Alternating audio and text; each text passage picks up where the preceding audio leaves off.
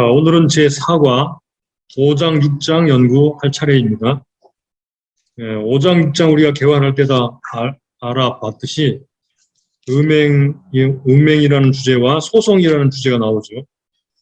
자, 그러면 5장, 6장 관찰부터 시작하겠습니다. 1번 5장, 6장 핵심 단어.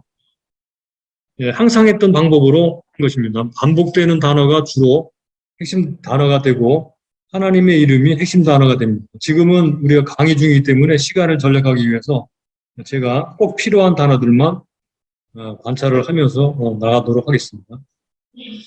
자, 그러면 여러분들의 교재의 관찰 도표를 보시고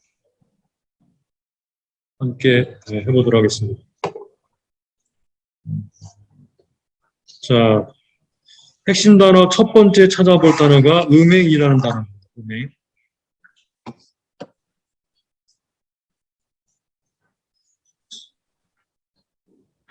음행이라는 단어인데 1절 너희 중에 음행이 있다.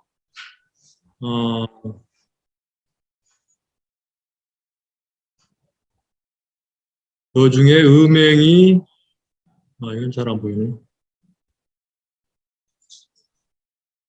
음행이 있다함을 들으니 이런 음행은 이방인 중에라도 없는 것이라 누가 그 아내 아비의 아내를 취하였다 하는도다. 그리하고도 너희가 오히려 교만하여져서 어찌하여 통한이 여기지 아니하고 그 일 행한 자, 이거 음행이죠, 그죠? 그래서 그렇게 일 행한 자를 너희 중에서 물리치지 아니하느냐. 자, 3절 내가 실로 몸으로는 떠나 있으나 영으로는 함께 있어서 거기 있는 것 같이 이 일 행한 자. 이 일이 음행이죠. 그래서 음행이라는 단어와 같은 의미를 가진 단어들을 표시하는 겁니다. 이미 판단하였노라. 5절 이런 자를, 음행하는 자죠. 그죠? 음행한 자. 그거 표시합니다. 이런 자를 사단에게 내어 주었으니 이는 육신은 멸하고 영은 주 예수의 날에 구원 얻게 하려 함이라. 9절로 가봅니다. 내가 너에게 쓴 것에 음행하는 자들을 사귀지 말라 하였거니와 이 말은 이 세상에 음행하는 자들이니 이나 탐하는 자들과 토색하는 자들이나 우상 숭배하는 자들을 도무지 사귀지 말라는 것이 아니니 만일 그리하려면 세상 밖으로 나가야 할 것입니다. 11절 이제 내가 너에게 쓴 것은 만일 어떤 형제라 일컫는 자가 음행하거나 탐남하거나 우상숭배하거나 후욕하거나 술 취하거나 호색하거나 사귀지도 말고 그런 자와는 함께 먹지도 말라 함이라. 자, 넘어갑니다. 13절 외인들은 하나님 판단하시려니와 이 악한 사람, 요거 음행한 사람이죠. 이 악한 사람은 너희 중에서 내어 쫓으라. 자, 6장으로 가서요. 6장 9절로 가보겠습니다. 불의한 정 하나님 나라를 유혹을 받지 못할 줄 알지 못하느냐? 유혹을 받지 말라. 여기 비슷한 말로 다 표시하겠습니다. 음란한 하는 자나 우상 숭배하는 자나 또 간음하는 자나 탐색하는 자나 남색하는 자나 도적이나 탐남하는 자나 술 취하는 자나 후욕하는 자는 자나 토색하는 자들 하나님 나라를 유혹을 받지 못하리라. 그 다음에 13절로 가봅니다. 식물은 배를 위하고 배는 식물을 위하나 하나님이 이것저것 다 폐하시리라. 몸은 음란을 위하지 않고 오직 주를 위하며 주는 몸을 위하시느니라. 15절 너희 몸이 그리스도의 지체인 줄 알지 못하느냐? 내가 그리스도의 지체를 가지고 창기의 지체를 여기 창기도 음란 같은 취지의 단원이 같이 표시합니다. 창기의 지체를 만들겠느냐? 결코 그럴 수 없느니라. 창기와 합하는 자는 저와 한 몸인 줄 알지 못하느냐? 일러스되 둘이 한 육체가 된다 하셨나니 주와 합하는 자는 한 영이니라. 음행을 피하라. 사람이 범하는 죄마다 몸밖에 있거니와 음행하는 자는 자기 몸에게 죄를 범하느니라. 네, 이렇게 음행을 표시해 보니까 앞부분에 주로 집중되어 나오고 그리고 뒷부분에 음행에 대한 이야기가 나오죠. 다시 돌아가서 두 번째로 표시할 단어가 송사하다. 음행이라는 주제 다음에 송사하다는 단어가 또 나오죠. 자, 송사하다. 6장 1절. 너희 중에 누가 다른 일에 더불어 일이 있는데 구태여 불의한 자 앞에서 송사하고 그리고 송사하고 성도 앞에서 하지 아니하느냐. 성도가 세상을 판단하다는 말과 송사하다는 말은 같은 말입니다. 크리노라는 같은 말입니다. 같이 표시합니다. 판단할 것을 너희가 알지 못하느냐. 세상도 너희에게 판단을 받겠거든. 지극히 작은 일 판단하기를 같은 단어죠. 감당치 못하겠느냐. 우리가 세상을 판단하고 천사를 판단한다 그랬죠. 천사를 판단할 것을 너희가 알지 못하느냐. 그리하거든 하물며 세상 일이랴. 6절. 형제가 형제로 더불어 송사할 뿐더러 믿지 아니하는 자들 앞에서 하느냐. 너희가 피차 송사함으로 너희 가운데 만연한 허물이 있나니 차라리 불의를 당하는 것이 낫지 아니하며 차라리 속는 것이 낫지 아니하냐. 예, 이렇게 하다 보니까 송사하다는 말이 6장 초반에 나와서 음행이라는 주제와 송사하다는 두 주제가 오늘 공부할 중요한 주제라는 것을 알 수 있게 됩니다. 그 다음에 두 번째 단어, 세 번째 단어, 누룩이라는 단어입니다. 누룩. 자, 누룩이라는 단어를 표시해 7절을 볼까요? 5장 7절. 너희는 누룩 없는 자인데, 6절. 너희 자라하는 것이 옳지 못하도다. 적은 누룩이 온 덩어리에 퍼지는 것을 알지 못하느냐? 너희는 누룩 없는 자인데, 새 덩어리가 되기 위하여 묵은 누룩을 내어버리라. 우리 유월절 양 곧 그리스도께서 희생이 되셨느니라. 8절.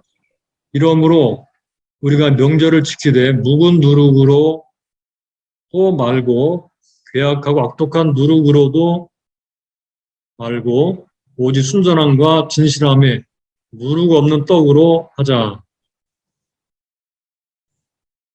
네, 이렇게 음행 이야기 하면서 누룩을 제거하라 이렇게 말씀하고 있죠. 자, 그 다음에 네 번째로 5장 6장을 보게 되면 교회를 가리키는 단어들이 나옵니다. 그러니까 형제라든가 성도 또는 새 덩어리, 교회 이런 말들 다 같이 함께 이것도 표시를 해보도록 하겠습니다. 6절.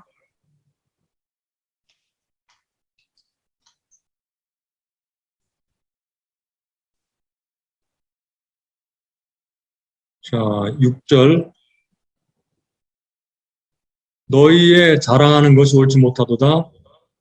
적은 누룩이 온 덩어리에 퍼지는 걸 알지 못하느냐. 너희는 누룩 없는 자인데 요거 새 덩어리가 되기 위하여 새 덩어리. 요거 교회입니다. 교회. 새 덩어리가 되기 위하여 묵은 누룩을 내버리라. 우리의 유월절 어린 양 곧 그리스도께서 희생이 되셨느니라. 그 다음에 여기 온 덩어리도 표시하죠. 여기 온 덩어리. 그것도 비유긴 하지만요. 관련이 있으니까 온 덩어리에 퍼지는 것을 알지 못하느냐. 적은 누룩이. 그 다음에 11절. 이제 내가 너에게 쓴 것은 만일 어떤 형제를 일컫는 자가 음행하거나 형제라 일컫는 자가 그리고 형제라 일컫는 자. 이것도 뭐 개별적인 것은 하지만 지금 같은 교회 내의 사람들이기 때문에 표시하죠. 12절 외인들을 판단하는데 내게 무슨 상관이 있으리오마는 여기 교중 사람들, 교회 내 사람들이죠. 교중 사람들이야 너희가 판단하지 아니하리야. 6장으로 가봅니다. 너희 중에 누가 여기 다른 이는 형제를 가리키는 것입니다. 외인이 아니고요.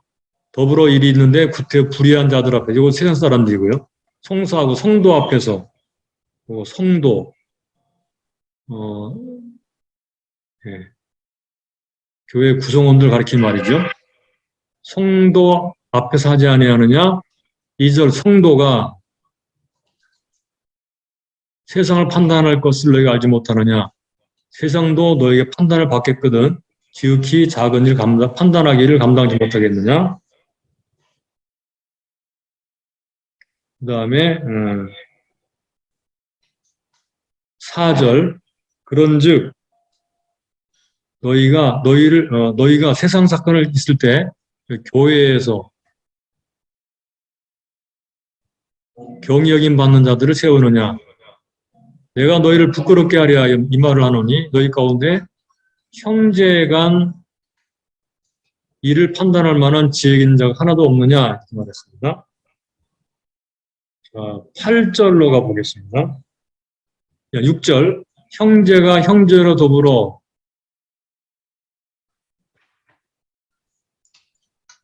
교회 내에서 일하는 일이죠. 더불어 송사할 뿐더러 믿지 않은 자들 앞에서 하느냐? 그 다음에 8절 너희는 불의를 행하고 속이는구나. 저는 너희의 형제로다.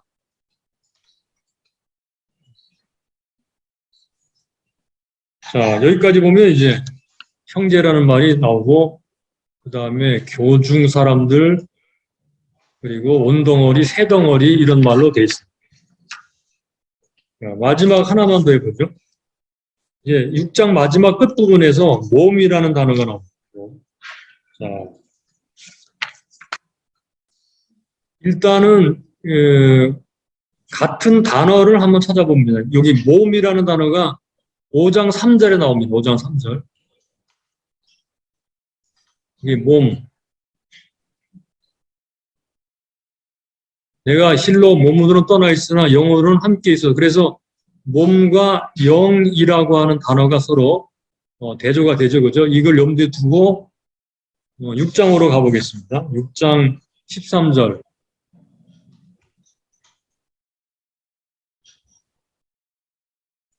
식물은 배를 위하고 배는 식물을 위하나 하나님은 이것저것 다 폐하시리라.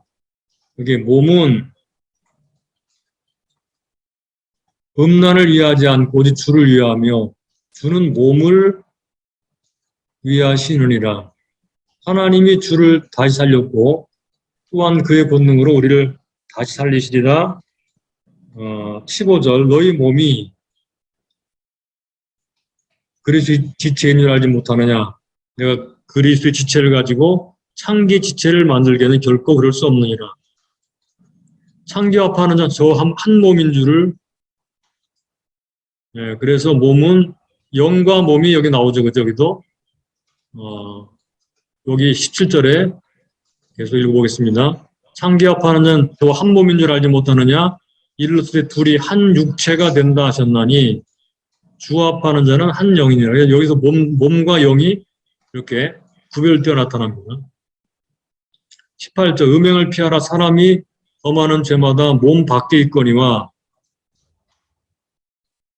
음행하는 자는 자기 몸에게 죄를 범하느니라.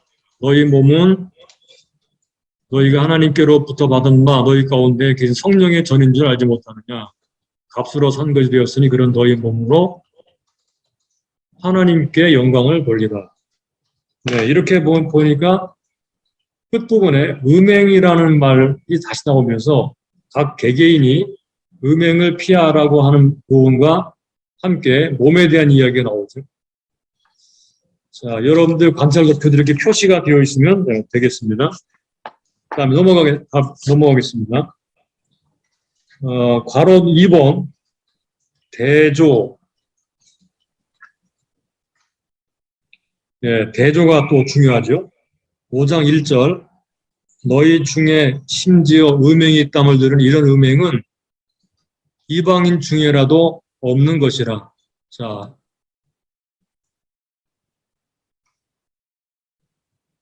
여기 너희 중에 있는 음행과 이방인 중에 있는 음행을 대조시켜요. 얼마나 끔찍한지를 보여주고 있는 거죠.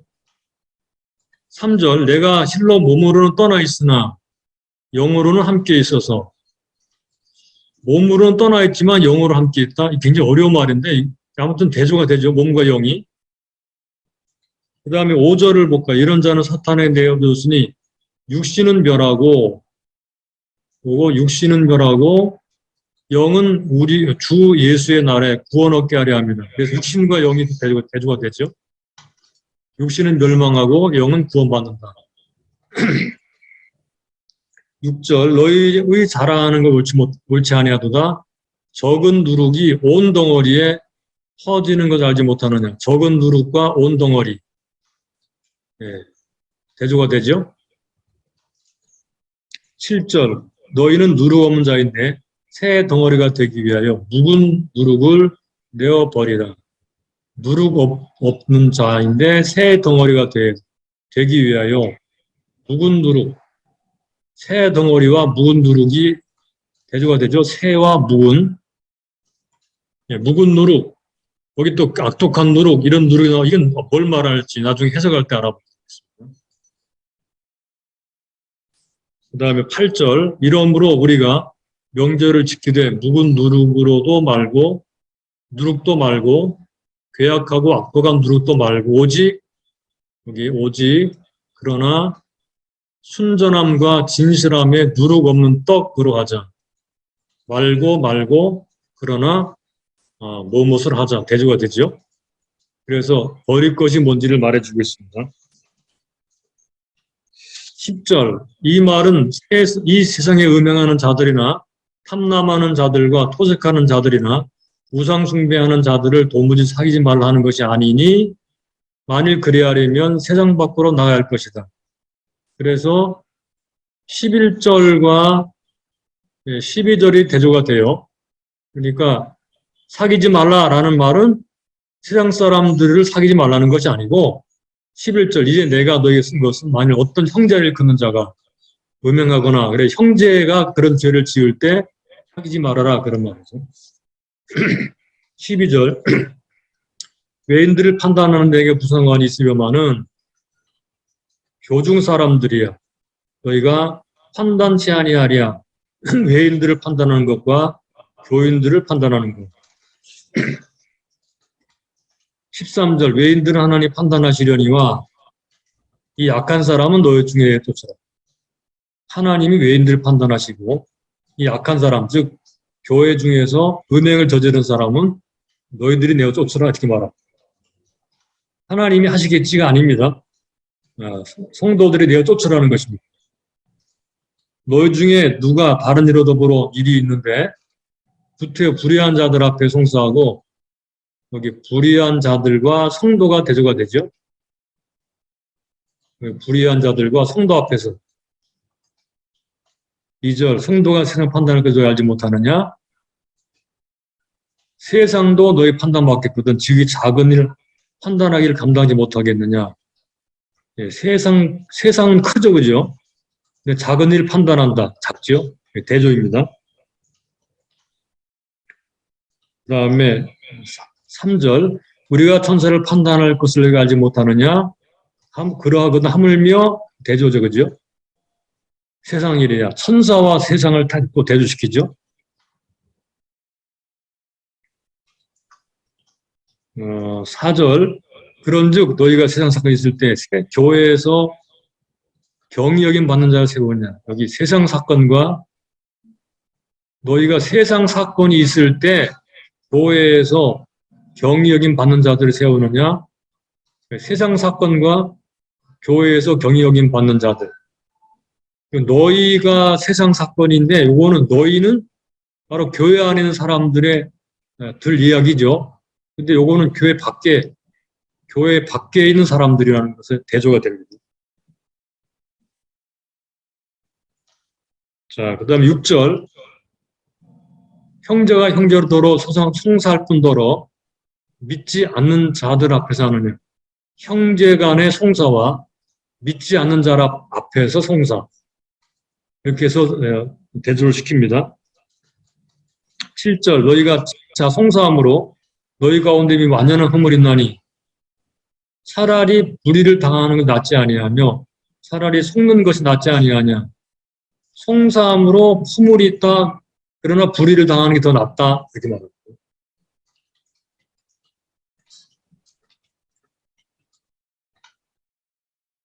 자, 그 다음에 11절로 가보겠습니다. 너희 중에 이와 같은 자들이 있더니 주 예수 이름과 우리 하나님의 성령 안에서 너희들 중에 이와 같은 자들이 있더니 여기 뭐 말하는 여기 음란, 우상숭배, 간음, 탐색, 남색, 모적, 탐남, 술 취한, 후욕하고 소색하고 이런 자들이 있었는데 이제는 씻음과 거룩함과 의롭다 하심을 받았다라는 말 대조가 되죠. 12절 모든 것이 가하나 내게 가하나 다 유익한 것이 아니요 모든 것이 내게 가하나 내가 아무에게든지 제재를 받지 아니하리라. 가하나 아니요 가하나 아니요 대조가 되죠. 그 다음에 13절 식물은 배를 위하고 배는 식물을 위하나 하나님은 이것저것 다 폐하시리라. 그리고 몸은 음란을 위하지 않고 오직 주를 위하며 주는 몸을 위하시느니라. 자, 그 다음에 16절로 가보겠습니다. 16절 창기합하는 자는 저와 한 몸인지 알지 못하느냐? 일러스되 둘이 한 육체가 된다 하셨나니 여기가 16절과 17절이 대조가 됩니다. 창기와 합하는 자가 한 몸 되고 주와 합하는 자는 한 영이 된다. 그래서 창기와 합하는 자와 주와 합하는 자가 대조가 되죠. 18절 음행을 피하라. 사람이 범하는 죄마다 몸 밖에 있거니와 몸 밖에 죄짓는 것, 몸 밖에다 죄짓는 것하고 음행하는 자는 자기 몸에게 죄를 범하는 것. 19절 너희 몸은 너희가 하나님께로부터 받은 바 너희 가운데 계신 성령의 전인지 알지 못하느냐? 너희는 너희 것이 아니라 값으로 산 것이 되었으니 그런즉 너희 몸으로 하나님께 영광을 돌리라. 예, 이렇게 대조가 됩니다. 자, 시간이 벌써 많이 가서 빨리빨리 진행을 하죠. 그 다음에 이제 하나 더 알아봐야 될 중요한 게 뭐냐면 5장, 6장에는 수사 질문, 뭐 아니하느냐, 뭐 이렇게 질문하는 게 굉장히 많이 나옵니다. 그래서 이 수사 질문을 함께 찾아보도록 하겠습니다.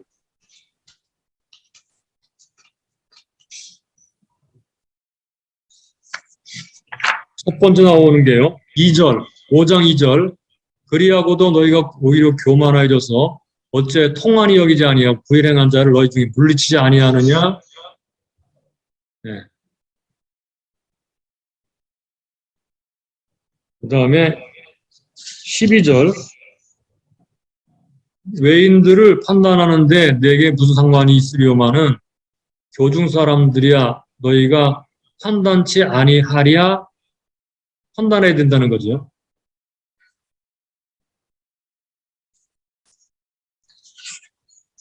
자, 6장으로 가봅니다. 1절 너희 중에 누가 다른 일에 더불어 일이 있는데 구태여 불의한 자들 앞에서 송사하고 성도 앞에서 하지 아니하느냐? 예, 책망하죠. 2절 성도가 세상을 판단할 것을 너희가 알지 못하느냐? 세상도 너에게 판단을 받겠거든 지극히 작은데 판단하기를 감당치 못하겠느냐? 우리가 천사를 판단할 것 너희가 알지 못하느냐? 그리하거든 하물며 세상 일이랴. 이 계속 이렇게 질문으로 말을 할까요? 굉장히 강조하는 거고요. 책망하는 거죠. 그죠? 그런즉 너희가 세상에 있을 때 교회에서 경영이 받는 자를 세우느냐? 신랄하는 거죠. 이렇게. 계속 나옵니다. 5절 내가 너희를 부끄럽게 하려 하여 이 말을 하노니 너희 가운데 그 형제가 한 일을 판단할 만한 지혜 있는 자가 여치 하나도 없느냐?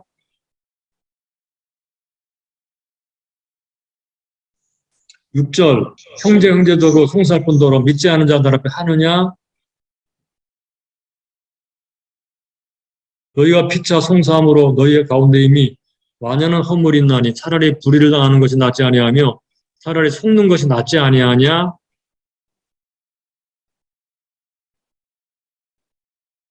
그 다음에 9절 불의한 자가 하나님 나라를 유혹을 받지 못할 줄을 알지 못하느냐?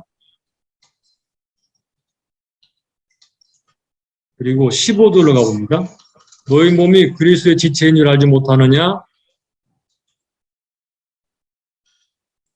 16절 한기합하는 자는 저 한 몸인 줄 알지 못하느냐? 그 다음에 19절 너희 몸은 너희가 하나님께로부터 받은 바 너희 가운데 성령의 전인 알지 못하느냐? 성령의 전인 줄 알지 못하느냐? 이렇게 알지 못하느냐라는 말이 굉장히 많이 나오죠. 그죠? 이런 것들은 바로 이런 수사적인 그런 질문을 통해 책망하거나 반박하거나 그런 식으로 지금 말을 하는 거죠. 네, 그렇습니다. 자, 그러면 지금 넘어가서 자, 괄호 6번으로 가겠습니다. 괄호 6번.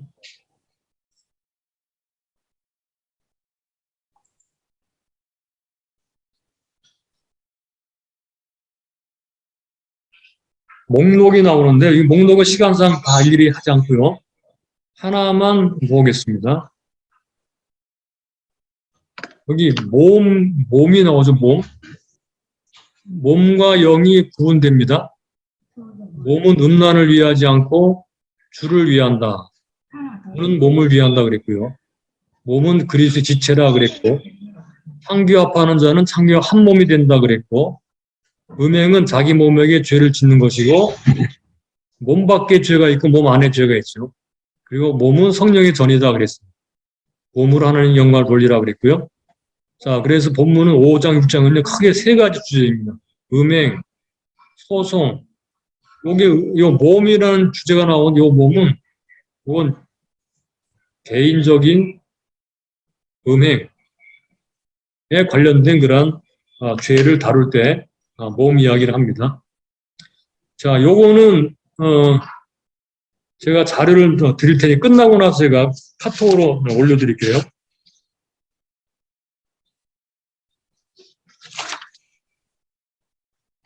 그리고 자, 7번째 괄호 7번.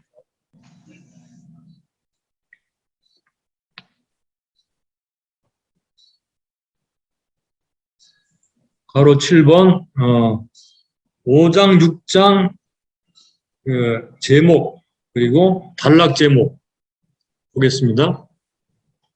교회 내의 부도덕 문제 제목이고요. 크게 큰 단락은 여기 1번, 2번, 3번, 4번 이렇게 나눴습니다. 그래서 5장 1절로 13절은 음행한 자를 내어 쫓으라. 그 다음에 그 소단락으로 1, 2절은 음행 사건 문제, 이 사건 자체를 다루고 있고요. 두 번째 소단락은 3절로 13절 음행한 자에 대한 징계를 다룹니다. 징계. 그리고 3장 3절로 13절 안에 있는 단락을 소단락으로 나누면 이렇게 세 개의 단락이 나오는데 3절로 5절까지는 사도의 판단. 그 다음에 6절로 8절은 죄의 오염을 차단하는 문제. 9절로 13절은 출교, 교회에서 출교. 그리고 6장 1절로 8절까지는 형제를 소송하지 말아라. 이런 제목으로 다고요. 세 번째, 9절로 13절은 속지 말라. 하나님의 나라를 상속할 자가 어떤 자인지를 속지 말아라. 네 번째 단락, 12절로 20절, 몸으로 음행을 피하라. 이 안에도 세 개의 소단락이 나오는데, 이렇게 12절로 14절은 위하는 원리, 몸과 이렇게 주, 배 이런 것들 말하면서 위하는 원리를 말합니다. 15절, 17절은 연합의 원리, 하나 되는 거.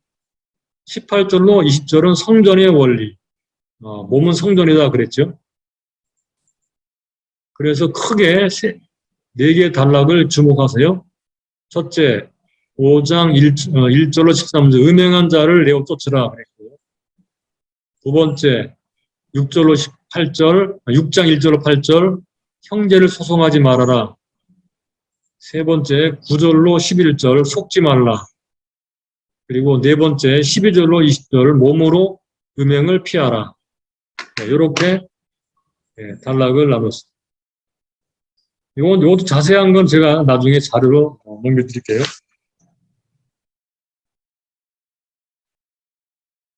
자, 그러면 이제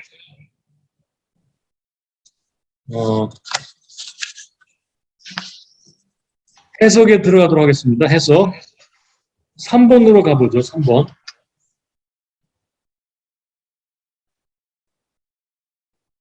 먼저 5장 1절로 13절을 보겠습니다. 이 중에서 5장 1, 2절은 이 사건의 개요에 대해서 말합니다. 개요. 어떤 일이 벌어졌는가 하는 문제를 말을 하는데, 간단하게 정리를 해보면요. 첫째, 이방인 중에도 없는 음행 사건이 발생했습니다. 그렇죠? 이방인 중에도 없는 음행 사건이 발생. 둘째, 그래도 그들은 오히려 교만해졌다. 우쭐되었습니다. 세 번째, 통한이 여기지 아니했다 그랬죠. 네 번째, 그 일을 행한 자를 쫓아내지 않았습니다. 이렇게 네 개의 사항을 얘기를 하고 있어요. 음행 사건이 이방인 중에도 없는 음행 사건이 발생했다. 그런데 그들은 오히려 우쭐되었다. 통한이 여기지 않았다. 그 일 행한 자를 쫓아내지 않았다. 즉 죄를 물리치지 않았다는 거죠. 한마디로 말하면 이 죄에 대한 불감증이 생겼다 그 말입니다. 죄 불감증. 심각한 문제죠. 교회 안에서 일어난 이 죄 불감증, 이 부분에 대해서 바울은 심각하게 지금 다루고 있습니다. 그러면 간단하게 여기 나오는 그 단어들이 어떤 의미를 가지는지를 살펴보죠. 네 번째 문제. 첫째, 음행. 자, 음행이라는 단어는 포르네이아라는 단어입니다. 포르네이아. 요거는 불법적인 성교. 이 포르네이아라는 말은요, 신약 성경적 용례는 이런 의미입니다. 기독교 기준을 범하는 모든 성적 행위. 음행이라는 단어는 기독교 기준을 범하는 모든 성적 행위, 즉 모든 혼전, 혼외 및 부자연스러운 성교를 의미하는 단어입니다. 포르네이아라는 이 폭넓은 의미의 단어, 하나님 말씀의 기준을 벗어난 모든 성적 행위, 즉 혼전, 모든 혼외,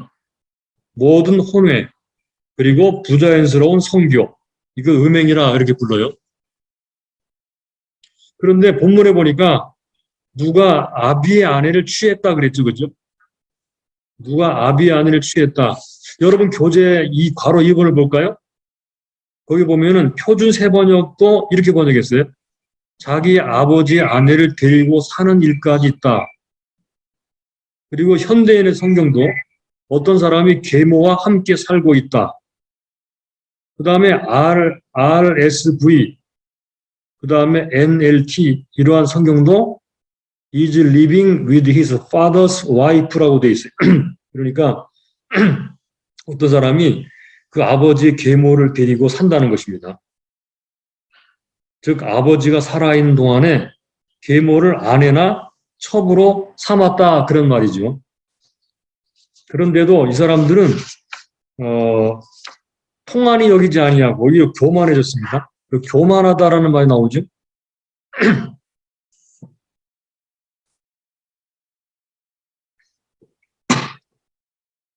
자, 여러분 교재 가로 3번에 보면요. 휘시오라는 말이 나오네요. 휘시오라는 말은 마음이 부풀게 하다, 득의 양양하게 하다라는 뜻입니다. 마음이 부풀게 하다, 득의 양양하게 하다. 그러니까 이거는 거만하게 처신하다라는 뜻도 있거든요. 한마디로 말하면 이런 일을 있는 걸 보고도 아무런 조치를 취하지 않고 감쌌다. 뭐 이렇게도 볼 수 있겠어요. 왜 이런 일이 벌어졌을까? 자, 이 용례가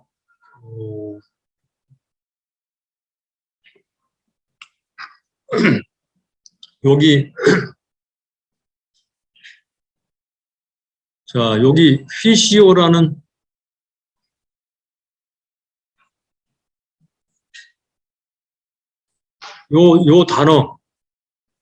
요 단어의 그 단어가 어디 나오는가 하면요. 특별히 고린도 전서에서 4장 6절, 4장 18절, 4장 19절에 나오는데 이때는 주로 파벌에 대해 사용했어요.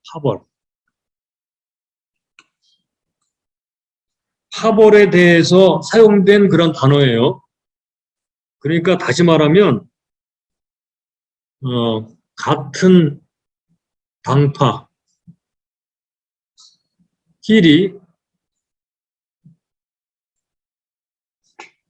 또는 같은 당파에 속한 사람들, 여기 소속끼리는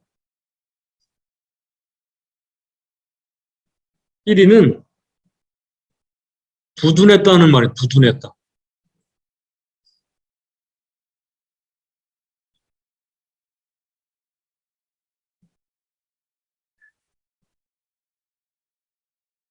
그러니까 이 휘시오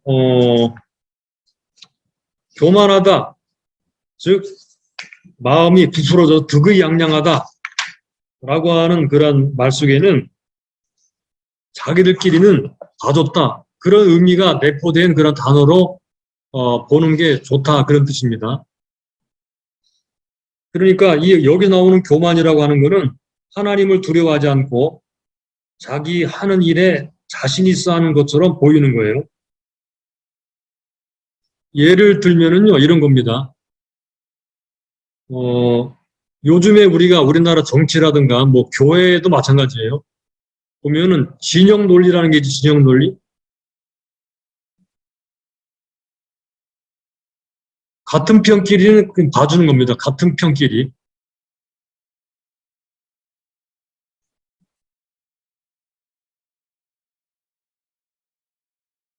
그러니까 죄를 말씀이라든가 뭐 국가로 보면 헌법이라든가 법률이라든가 도덕이라든가 이런 것을 기준으로 판단해서 자기 편이나 남의 편이나 여기에 부합하지 않고 여기서 떠나가면 이걸 범하면 이거는 자기 편도 죄고 다른 편도 죄고 똑같은 잣대를 들이대야 되는데 진영 논리가 작용하면 자기 편은 이런 일을 해도 봐주고 다른 편은 철저하게 다루고 이런 식으로 나가는 이게 교회 안에도 일어난다는 말이에요. 진영 논리로 부도덕한 거 덮어준다는 말이에요. 그래서 요즘에 뭐 내로남불이라는 그런 단어가 나오죠, 그죠? 예, 다 그런 의미예요. 이게 참 무서운 일이죠, 그죠? 오늘날 교회 안에서도요, 자기 편은 봐주는 거예요. 죄를 져도. 다른 사람 편은 조그만 꼬투리만 있어도 엄청나게 몰아세우면서 자기네 편 사람들은 큰 죄를 져도 사랑이라는 미명으로 덮어주고 감싸주는 것입니다. 지금 여기 나오는 그 고린도전서 5장에 나오는 이 음행한 사람들을 쳐내지 않고 벌 주지 않고 오히려 우쭐해지고 이런 일을 행한 이 상황은 바로 당파 싸움과 관련이 있는 그런 모습이 들어있다는 것입니다. 그럼 무섭죠, 그죠? 우리는 여기서 배워야 될 게 있죠, 그죠? 진리의 말씀이 모든 판단 기준이 되어야 됩니다. 진영이 아닙니다. 파가 아닙니다. 같은 편이 아니라 하나님 말씀, 진리의 말씀, 그리고 하나님을 두려워하고 진리의 말씀을 판단 기준으로 삼는 것, 이게 아주 굉장히 중요합니다. 자, 네 번째, 가로 네 번째. 그래서 그들은 통한이 여기질 않았습니다. 통한이 여기다. 이 말은 슬퍼하다, 애통하다라는 뜻입니다. 슬퍼하다, 애통하다. 신음하면서 가슴을 찢다, 그런 의미입니다. 죄를 지었을 때 이런 태도를 가져야 되는데 그렇게 하지 않았다, 그런 말이죠. 그리고 다섯 번째, 가로 다섯 번, 물리치지 않았다 그랬죠, 또? 물리치다라는 말은 치워버리다, 제거하다, 쫓아내다 라는 뜻입니다. 물리치다라는 말은 치워버리다, 제거하다, 쫓아내다. 즉 다시 말하면 교회 공동체 밖으로 내보내는 걸 말하는 거, 출교를 말하는 거. 출교하지 않았다, 쫓아내지 않았다 그런 말이에요. 자기 편이니까 쫓아내지 않는 거예요. 만약 남의 편이면 쫓아내야지 당연히. 이런 일이 교회 안에서 심각하게 벌어지고 있었는데 이거 오늘날도 똑같아. 다른 게 없습니다. 자, 그러면 여섯 번째, 바로 여섯 번째, 어떻게 해야 되느냐? 첫째, 죄를 판단해야 되겠죠, 그죠? 이게 어떤 죄인지를 분별해야 됩니다. 둘째, 공정성, 공평해야죠. 그러니까 그 말씀을, 즉 법을 공평하게 집행해야 됩니다. 공정, 공평. 그리고 세 번째, 죄를 슬퍼하고, 네 번째는 출교, 권징이라고 볼 수 있죠. 요런 이야기들이 지금 본문에 들어있습니다. 그 다음에 5번으로 가볼까요? 5번. 자, 3절로 13절은 징계에 대해 가르쳐 있습니다. 징계. 3절부터 5절까지는 사도가 판단했다 그러는데 이게 굉장히 어려운 문제예요. 3절에 보시면요. 내가 실로 몸으로 떠나 있으나 영으로 함께 있다. 이게 무슨 말인지 확실하게 알 수가 없다고 대부분의 사람들이 다 그렇게 말을 합니다.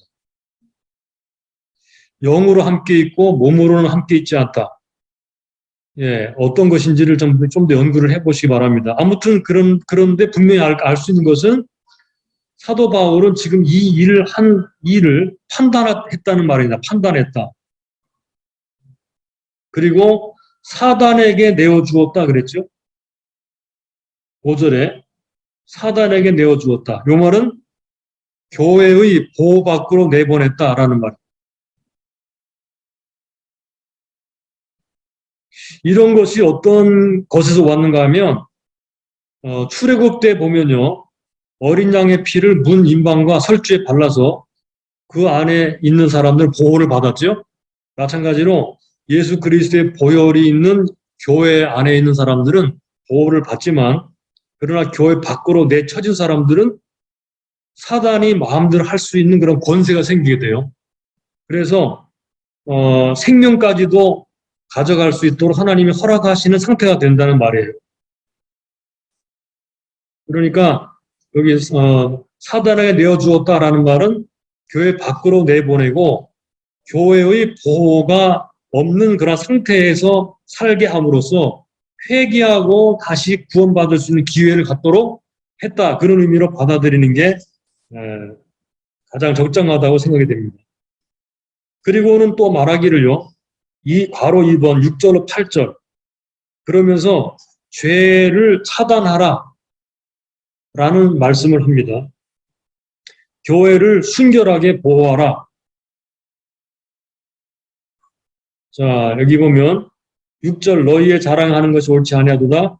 적은 누룩이 여기 나오는 누룩은 죄를 상징하죠. 죄. 예. 적은 누룩이 온 덩어리에 퍼지는 거 알지 못하느냐. 누룩이 밀가루 덩어리 반죽 속에 들어가면 온 덩어리가 다 부풀어 버리죠. 이거를 염두에 두고 하는 말입니다.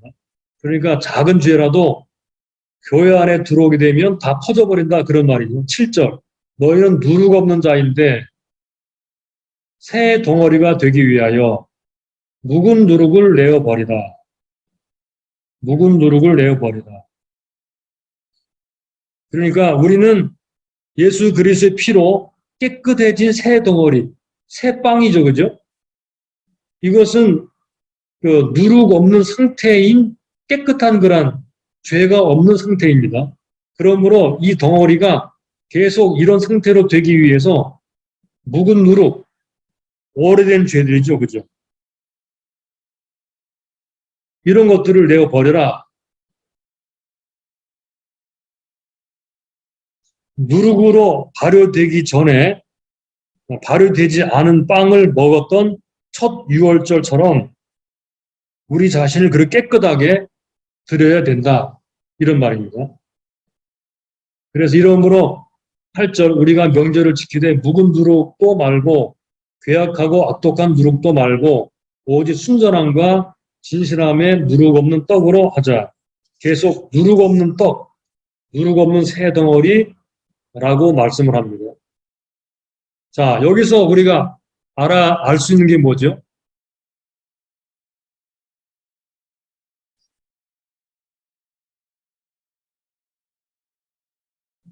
자, 뭘 알 수 있나요? 교회를 누룩 없는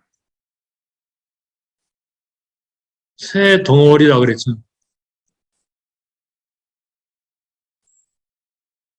그래 누룩을 버려라 그러죠. 계속해서 누룩에 대한 이야기 계속 하는데요. 이것은 교회에서 죄를 제거하라.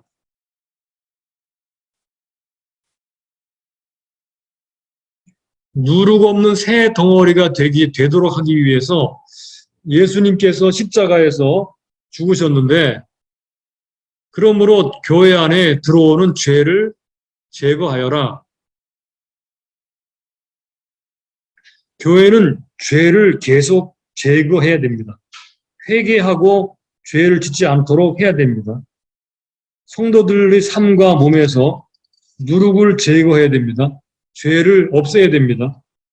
이렇게 죄를 짓는 걸 보고도 그냥 가만히 내버려 두는 것이 아니라 죄가 교회 안에 들어오지 못하도록 순전하고 진실한 떡이 되도록 해야 된다. 이 말씀을 하고 있는 것이 핵심적인 메시지예요. 요즘에 교회에서 죄 문제 많이 다루나요? 회개 강조하나요?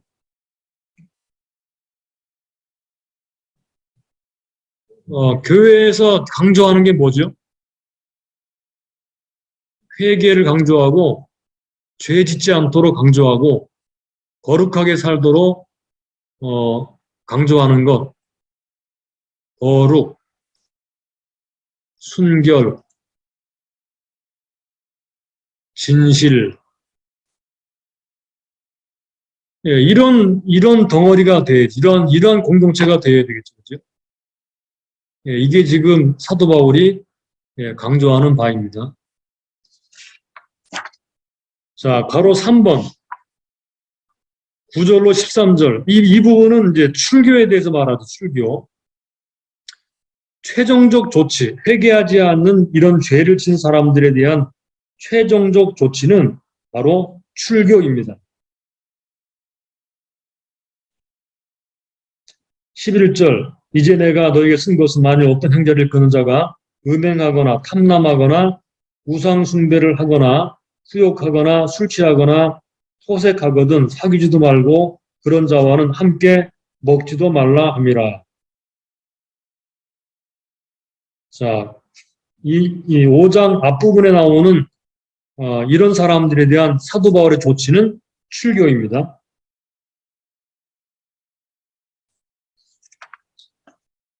넘어가겠습니다. 여러분 5번은 여러분 해보시 바라고요. 6번으로 가보겠습니다. 6장 1절로 8절까지 이제 소송 사건이죠.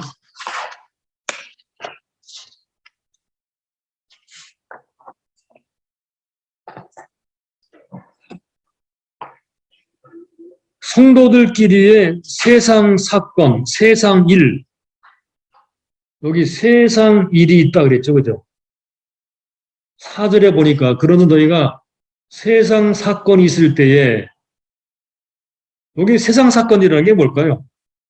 아마 땅을 사고 판다거나 돈을 빌려주고 받는다거나 교회에서 말하는 그런 영적 일이 아니라 육적인 그런 일이겠죠. 그죠? 세상 일이라고 했을 때. 1절도 보니까, 더불어 일이 있는데 라고 했어요. 다른 일로 더불어. 형제끼리 다른 일로 더불어 일이 있는데, 이거를 세상 일이냐 그랬죠. 3절도 보니까, 우리가 천사를 판단할 것을 너희가 알지 못하느냐? 그러거든 하물며 세상 일이랴. 그러든 너희가 세상 사건이 있을 때, 예, 세상 일입니다. 교회 일이 아닙니다. 그러니까 무슨 예배에 빠졌다든가 이런 일이 아니고, 육적인 사건, 세상 사건입니다.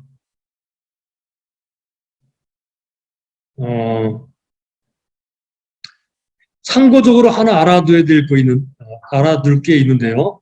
문화적인 배경입니다. 그 당시에는 헬레니즘과 헤브라이즘으로 나눴죠. 그죠? 그 당시에 유대인들은 유대교적 관습에 의해서 자기들끼리 어떤 문제 생기면 법정에 가지 않는답니다. 가능하면 가족 안에 해결하고 안 되면 해당 지도자들을 찾아가고 마을의 지도자들을 찾아가서 해결했답니다. 반대로 헬라 문화 속한 사람들은 법이 있었죠. 그죠? 법을 만들었죠. 법 문화가 발달했습니다. 그래서 사소한 문제가 생기면 법정으로 가서 해결을 했어요. 이런 배경에서 보게 되면 사도 바울이 말하는 그런 그 문화는 바로 유대교적 전통을 따르고 있다는 걸 알 수 있습니다. 그래서 성경적 배경은 바로 유대교적 배경에 있다. 물론 그렇겠죠, 그죠? 네, 그렇습니다. 그래서 교회 안에서도 세상 일이 생기면 법정으로 가지 않고 스스로 안에서 해결한다 이 말입니다. 자, 7번으로 가볼까요? 사도 바울의 책망이 뭐냐 그랬어요. 자, 뭘 책망하고 있는가요? 살다 보면 문제가 일어나기도 하는데, 자, 8절부터 보겠습니다. 너희는 불의를 행하고 속이는구나. 저는 너희의 형제로다. 여기 보니까 불의를 행하고 속인다 그랬죠. 이게 무슨 말일까요? 자, 7절부터 읽으면 좀 이해가 가요. 너희가 피차 송사함으로 너희 가운데 이미 완연한 허물이 있나니 차라리 불의를 당하는 것이 낫지 아니하며 차라리 속는 것이 낫지 아니하냐. 너희는 불의를 행하고 속이는구나. 저는 너희 형제로다. 일단 첫째로 우리가 알아야 될 것은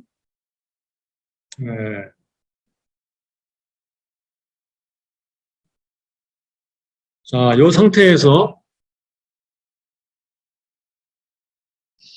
첫째로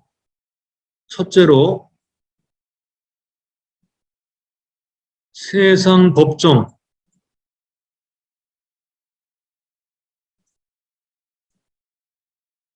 사도 바울이 책망하는 바가 이거 첫째로 세상 법정으로 갔다 이 말이죠.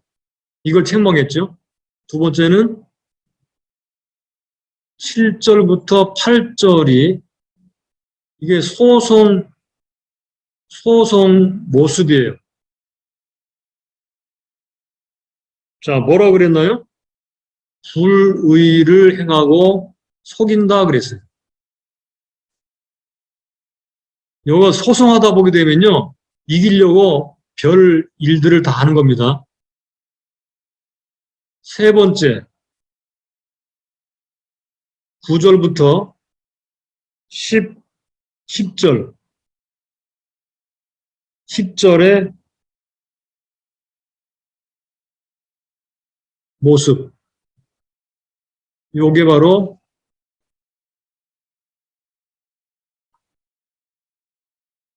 심각한 믿기 전의 모습이죠.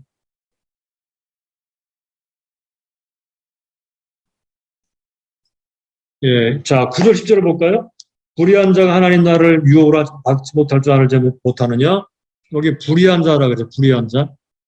요 불의한 자가 바로 여기 9절부터 10절까지 나오는데, 하나님 나라를 받지 못할 줄 알지 못하느냐? 미혹받지 말라.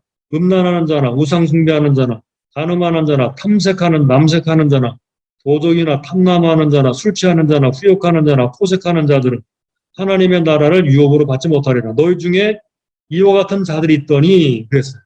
옛날 모습이죠. 그죠? 요게 9절 10절은 옛날 모습이에요. 근데 소송을 하면서 심각한 옛날의 모습이 다시 등장한다는 말이에요. 그러니까 그렇게 하지 말라고 말하는 거예요. 옛날에 너희들 그랬는데 지금은 11절 너희 중에 이와 같은 자들이 있더니 주 예수 그리스도 이름으로 우리 하나님의 성령 안에 시신과 거룩함과 의롭다 하심을 얻었느니라. 자, 이게 바로 사도 바울의 책망이에요. 그러므로 소송은 일단 소송 자체가 허물이 생긴 것이고 소송을 하다 보면 불의를 행하고 속이게 되므로 또 죄를 짓는 것이고 이런 모습은 옛날 믿기 전의 모습의 불의한 모습인데 심각하게 옛날 모습으로 돌아감으로 하나님 나라에서 멀어졌다는 것입니다. 이런 책망을 하고 있다는 거예요. 그러니까 이 소송이라는 게 얼마나 형제끼리 소송이 잘못된 것인지를 지금 말하고 있어요. 그렇다면 어떻게 해결하라는 것인가? 함께 다시 보겠습니다. 해결하는 방법과 원리.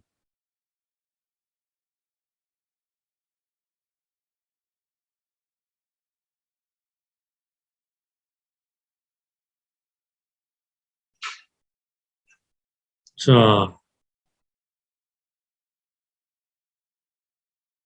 소송 문제 해결 원리 및 방법.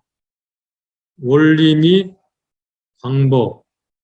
자, 요 두 가지를 뭐 따로 구분해서 설명하지 않겠습니다. 그냥 쭉 나열해가지고 본문에 나와 있는 원리 및 방법들에 대해서 사도 바울이 뭐라고 가르치고 있는지를 보겠습니다. 첫째, 형제 간 문제가 있으면 여기 형제끼리입니다. 믿는 사람끼리.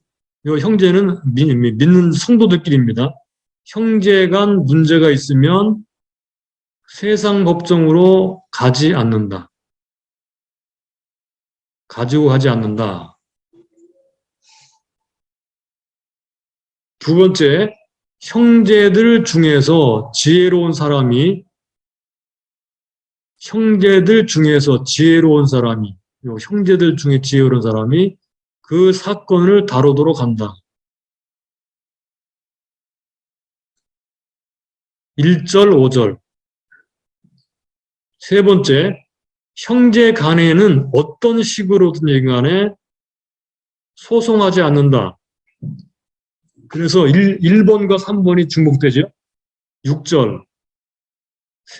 네 번째, 형제 간 소송을 여기 부끄러운 일로 안다. 부끄럽다 그랬죠. 부끄러운 일로 알아야 됩니다. 그러니까 믿는 사람끼리 소송하는 것이 얼마나 수치스러운 것인지 알아야 된다는 말입니다. 다섯 번째, 소송보다는 형제에게 불의를 당하고 속아주기로 작정한다. 형제에게 불의를 당하고 속아주기로 작정한다. 이거 손해보라는 얘기죠. 그죠? 손해보고 끝내라 그 말입니다. 차라리 손해를 보는 게 낫다 그 말입니다. 여섯 번째, 소송하면 두 사람 모두 허물, 헤테마라는 말인데 실패, 패배하게 된다. 허물이 생긴다. 7번째, 소송을 하면 서로 이기려고 양측 모두 불의한 일을 행하게 된다. 그래서 소송하지 말아라. 간단히 말을 하면요. 간단히 말을 하면 소송하지 말고 손해보는 쪽을 선택해라. 아마 이걸 더 큰 용어로 말하자면 사랑으로 용납해주고 손해보고 말라는 얘기입니다. 근데 이게 만약에 뭐 1, 200만 원이면 가능한데 몇 천만 원, 몇 억이 되면 어떻게 될까요? 어떻게 생각하세요?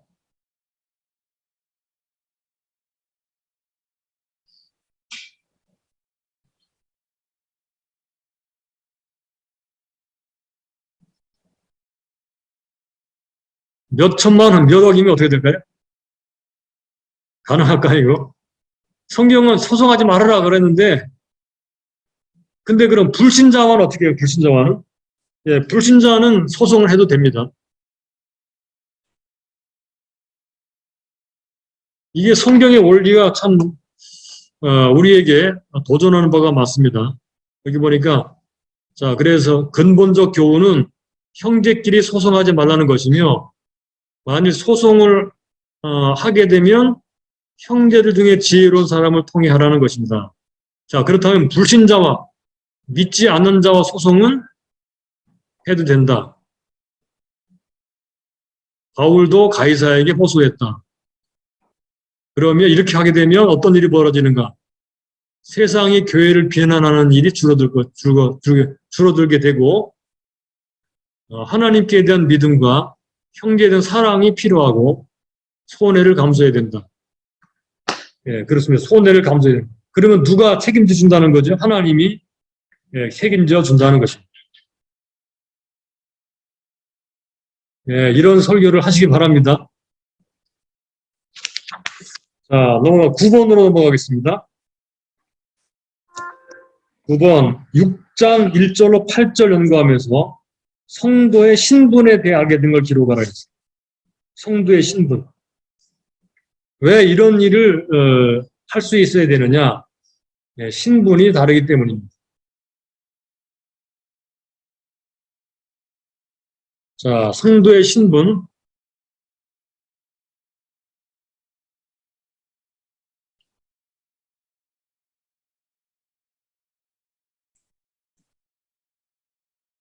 첫째,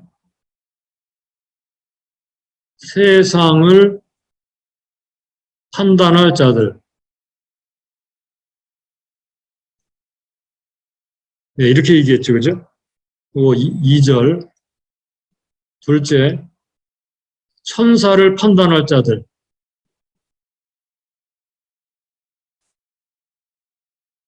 3절. 세 번째,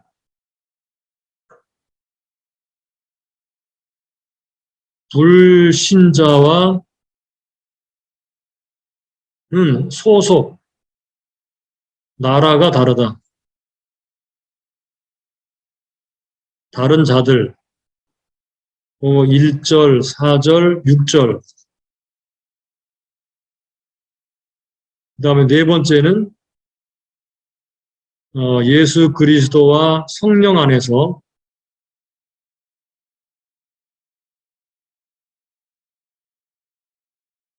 씻음과 거룩함과 의롭다함을 받은 사람들.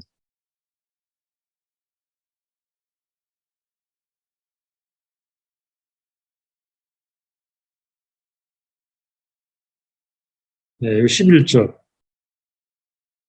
그러니까 이러한 자부심을 가지고 세상 일이 생겼을 때 세상 사람들에게 판단받으려고 법정으로 가지 말아라.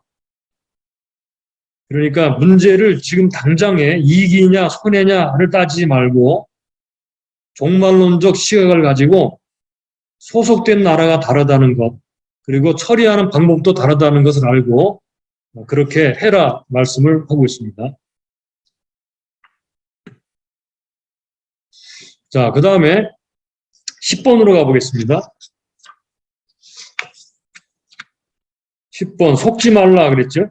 9절로 11절.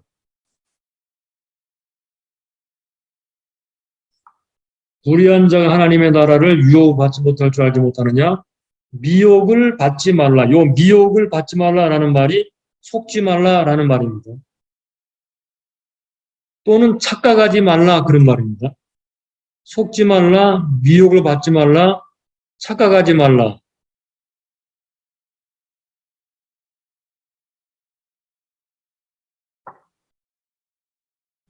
음란하는 자나 우상 숭배하는 자나 간음하는 자나 탐색하는 자나 남색하는 자나 도적이나 탐남하는 자나 술 취하는 자나 후욕하는 자나 호색하는 자들은 하나님의 나라를 유업으로 받지 못하리라.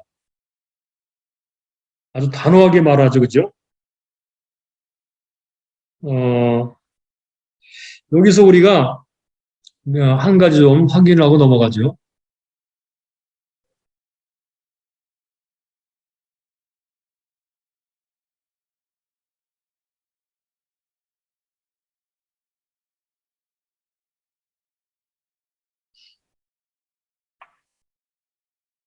자, 불의를 행해서는 안 되는 이유.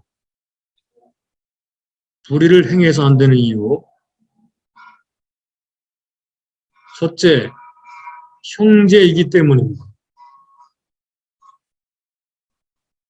세상에서 육적인 형제들끼리 소송하는 것도 참 못 봐줄 일이죠, 그죠? 근데 하물며 하나님의 자녀들끼리 세상에서 소송한다는 것 안 된다 그 말입니다. 둘째는 불의한 자, 즉 하나님 나라를 상속받지 못한 사람이 되기 때문에 그 불의한 자는 불신자나 마찬가지예요. 이 하나님의 나라를 상속받지 못한 사람이 되기 때문에 과거의 모습으로 돌아갈 수도 없죠. 세 번째, 우리는 성령 안에서 예수 그리스도의 이름과 성령 안에서 씻음과 거룩함과 의롭다 하심을 얻었기 때문에 신분이 달라졌죠. 아까 말씀드린 거예요. 이거는 좀 전에 말씀드린 것입니다. 그러면서 속지 말아라 라고 말합니다. 속지 말라.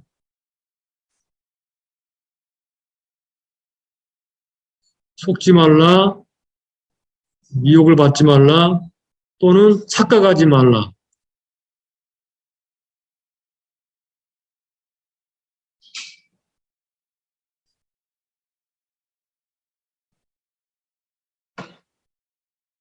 즉 다시 말하면 9절부터 10절까지 이런 죄악들이 자신들의 삶에 허용하면서 죄악들을 자신들의 삶에 허용하면서 스스로 하나님 나라에 들어간다고 속지 말아야 한다. 9절, 10절은 예수 믿기 전의 행위들인데 결코 허용해서 안 된다는 말입니다. 우리는 믿기 전의 죄들이 너무 쉽게 믿는 자들 개인에게 또는 교회 공동체 안에 들어오는 것을 허용합니다. 믿기 전의 죄들, 세상 죄들이죠. 그리고는 나는 믿는 자, 그리스도인, 구원받은 자라고 그렇게 말하죠. 그리고는 스스로 나는 하나님 나라에 들어간다라고 속입니다. 속지 말아라고만.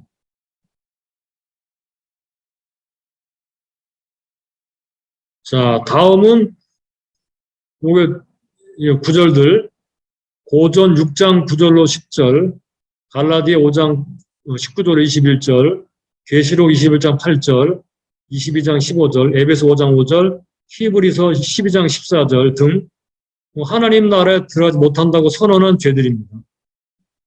많이 나오죠, 그죠? 그러니까 빠지지 말고 이런 일을 행하면 하나님 나라에 못 들어간다라고 말했기 때문에 과감하게 그렇게 선언하고 가르쳐야 될 것이라고 생각합니다.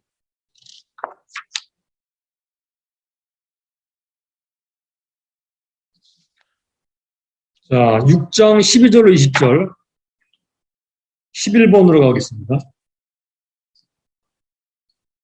음행을 피하라 라고 말씀하죠. 음행을 피하라. 음행을 피하라. 11번. 12절에서 우리는 그리스도의 자유와 관련된 행동의 원리를 발견할 수 있습니다.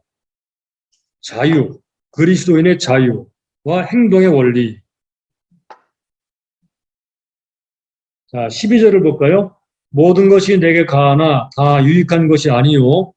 모든 것이 내게 가하나 내가 아무에게든지 제재를 받지 아니하리라. 요거를 우리가 좀 간단하게 정리를 해보자면 이런 말입니다.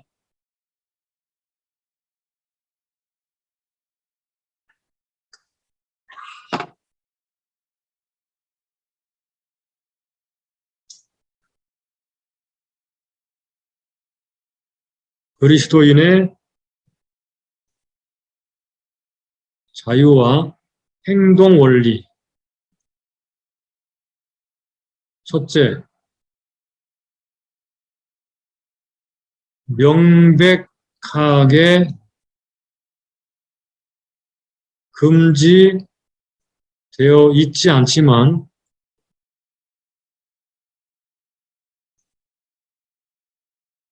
유익이 없는 것은 하지 않는다.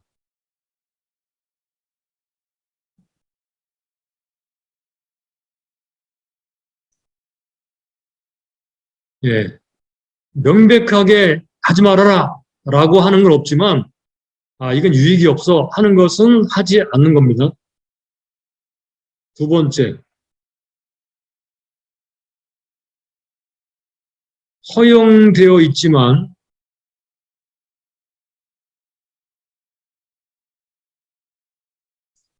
어떤 것도 자신을 통제하지 못한다. 통제하지 못하게 한다.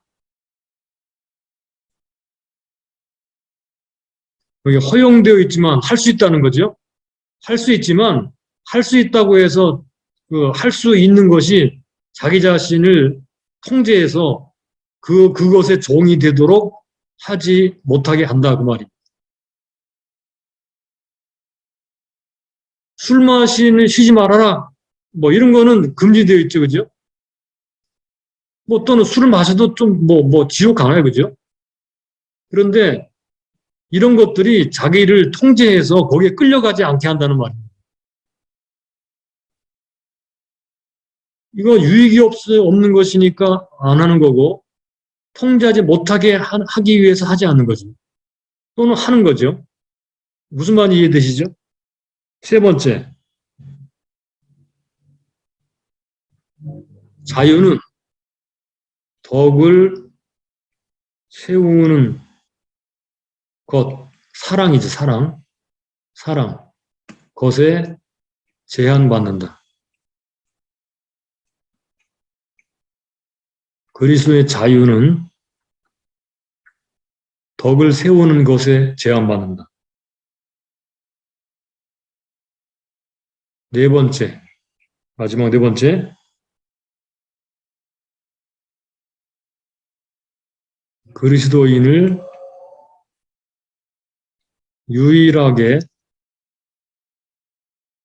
주관하는 분은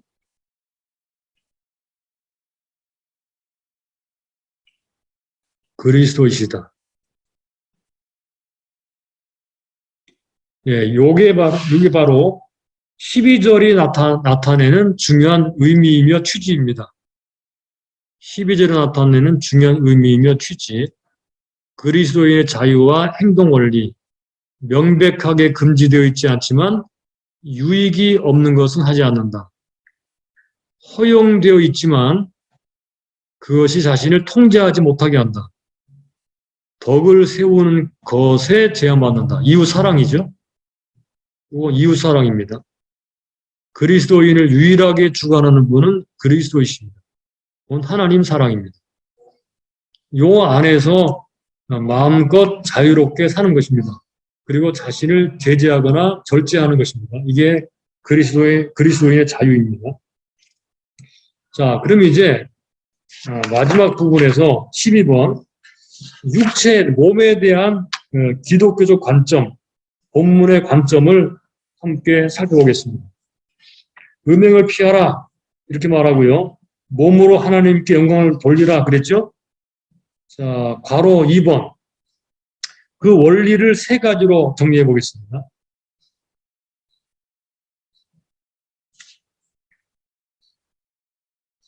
음행을 왜 피해야 되는가?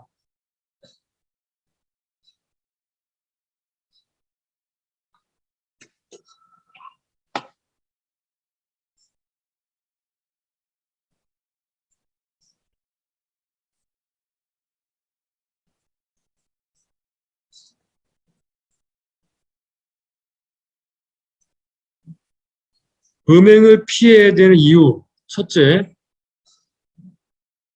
몸의 목적의 원리.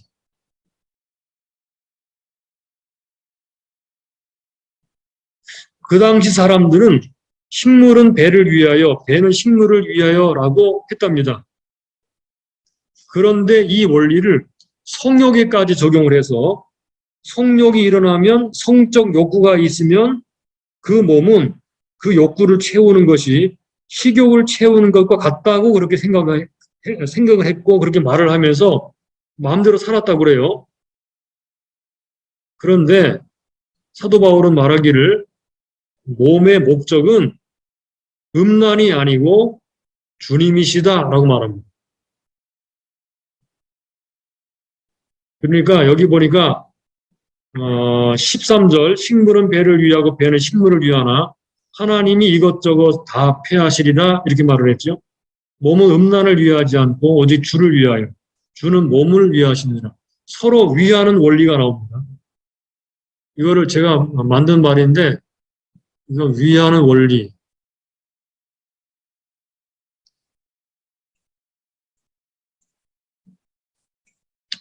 몸의 목적의 원리입니다. 요즘도 보면은 내 몸은 내 거니까 내 마음대로 한다 이렇게 말하죠. 페미니즘이면 동성애가다 그렇게 하죠. 그런데 몸의 목적은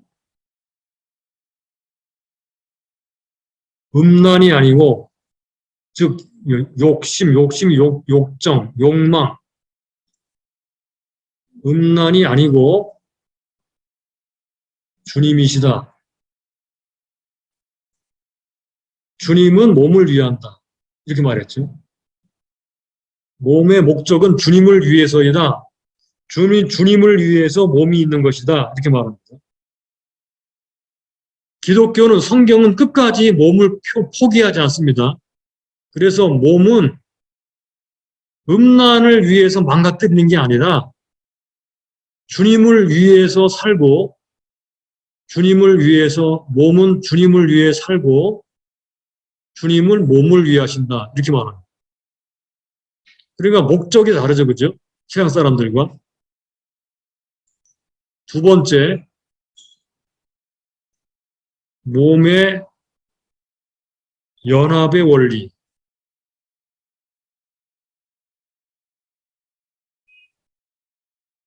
네, 요거는 13절과 14절이고요. 요거는 15절과 17절까지.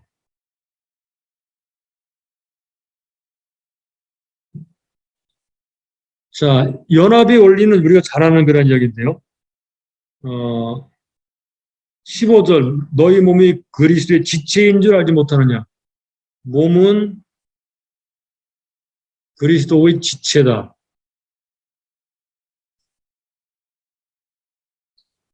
그렇게 말하면서, 결혼을 하게 되면 한 몸 된다 그랬죠. 그죠? 마찬가지로 주와 합하게 되면 한 영이다. 이렇게 말합니다.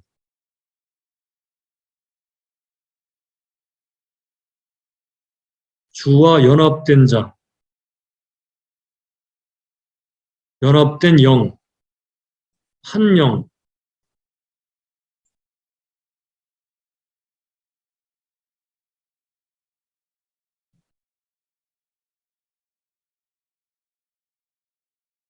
예, 한 영이다 그랬습니다. 한 영.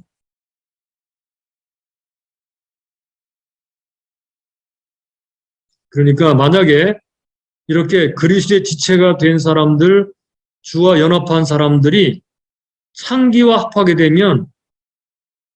합하면 어떤 일이 벌어질까요?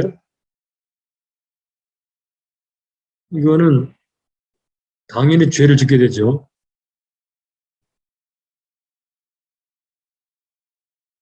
창기와 합하게 되면 창기와 한 몸이 되는 것이고, 그리스도와 연합한 상태에서는 한 영, 그리스도와 연합된 신비한 연합을 이룬 사람들이기 때문에 창기에게 자기 몸을 팔 수가 없다고 그렇게 말합니다. 세 번째, 성전의 원리. 이거는 18절부터 20절. 몸은 성령의 전이다.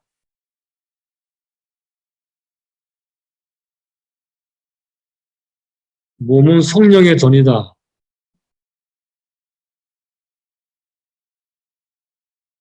둘째는 주님과 연합한 한 영이다. 주님을 위해서 사는 몸이다. 그랬죠. 음행을 피해야 되고 몸을 거룩하게 해야 되는 중요한 원리가 이 세 가지 말씀, 13절로 20절까지 세 가지의 중요한 주제 안에 들어 있습니다. 주님을 위해서 존재한다. 목적은 주님을 위해, 우리 몸은 주님을 위해서 존재한다.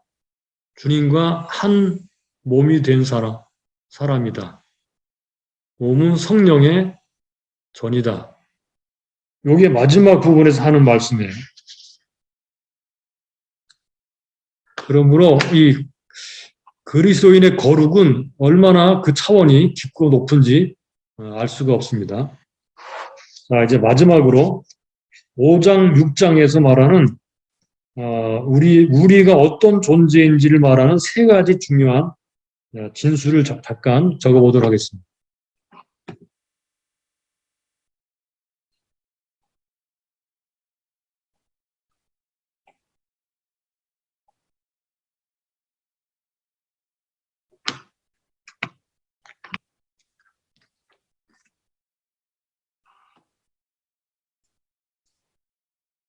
자, 5장부터 6장.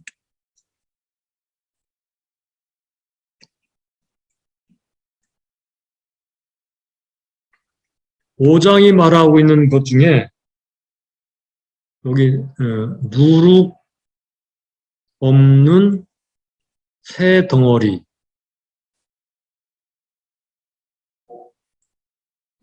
이게 교회죠. 누룩 없는 새 덩어리. 우리는 그리스도의 희생으로 말미암아 깨끗함 받은 그런 공동체인데 누룩 없는 새 덩어리다 이렇게 표현함으로써 우리에게서 누룩을 제거해야 된다는 것을 아주 분명하게 말씀합니다. 이게 5장에서 배운 바예요. 진실함과 순전함으로 누룩 없는 떡이 되자라고 말씀하십니다.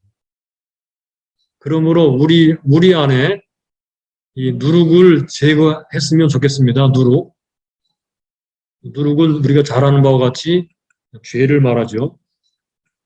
6장 1절부터 11절까지에서는 우리는 예수 그리스도와 성령 안에서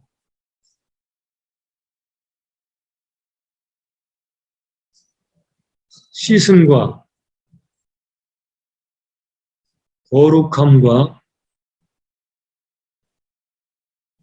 의롭다 하심을 받았다.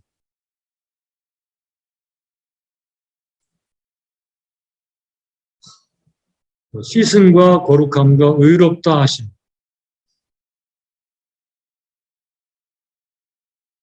그 다음에 6장 12절로 20절. 이 부분은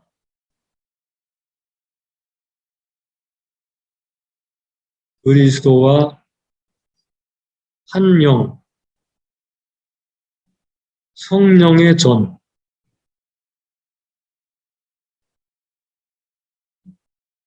이 한 영이라고 하는 게 굉장히 좀 심각한 그런 용어죠, 그죠?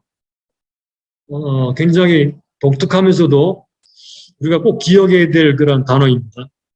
그리스도를 믿으면 거듭나게 될 때 우리 안에 성령이 들어오셔서 우리와 한 영이 됩니다. 그래서 영이라고 말을 하면 하나님과 교통하는 그런 존재가 된 거죠. 그리스도 한 영이 되었기 때문입니다. 바로 그렇게 성령이 거하시는 몸을 성령의 전이라 이렇게 불렀어요. 이 세 가지의 우리의 모습을 마음속에 새겨놓고 오늘 강의를 정리해서 보겠습니다. 첫째, 우리는 누룩이 없는 새 덩어리다. 누룩이 없다. 우리는 씻음과 거룩함과 의롭다 하심을 받은 사람들이다. 우리는 그리스도와 한 영이 되었고 우리 영은 그리스도 한 영이 되었고 우리 몸은 성령의 전이다. 영은 그리스도와 한 영이 되었고 몸은 성령의 전이다 그랬어요. 이 세 가지의 우리의 모습이 오늘 배운 5장, 6장에서 말하는 중요한 내용들을 다 함축하고 있다고 볼 수가 있어요. 우리 모두가 다 개인적으로 이렇게 누룩이 없는 그런 사람, 깨끗하고 거룩한 영, 몸 이렇게 보존하면서 하나님께 귀하게 쓰임받고 사랑받는 저와 여러분 다 되었으면 좋겠습니다.